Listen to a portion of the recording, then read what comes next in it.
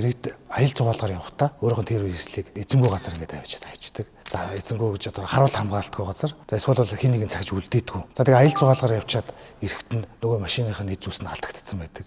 За дөрвөн дугуй нь байхгүй болсон. За цонхойн алдаа дотор хөгжмийг авцсан байх жишээ нь. Монголд бол пүрүүс машин их байдаг. Пүрүүс машины нүрс яндан бас их алдагдчихэ.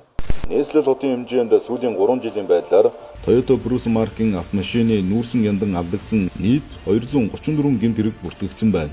2023 оны 1-р сарын байдлаар 21 гэмт хэрэг бүртгэгдснээс 17-г нь олж тогтоон илрүүлэлт 80.9% байна. За иймэрхүү байдлаар одоо өөрийнхөө төрөнгийг хахамжгүй хаяад үлдээгээд явснаас болоод одоо иргэд маань бас нэлээдгүй охирч байна. Тэгэхээр иймэрхүү төрлийн гэмт хэрэгээс урдсан сэргийлэх боломж бас танд байдаг. Тэгэхээр та өөрийнхөө төрөнгийг л хайрлахгүй бол завлгаач бол таны төрөнгийг бол хэзээ хайрлахгүй. Тэгэхээр иймэрхүү төрлийн гэмт хэрэг гарахаас та бүхэн урдсан сэргийлээд урт хугацаагаар одоо аялал жугаалгаар явж байгаа тохиолдолд хэн нэгэнд заавал захиж үлдээх юм уу? Ер нь бол зүгээр өөрийнхөө машиныг за өөрийнхөө төрөнгийг удаан хугацаагаар битгий орхиж яваач.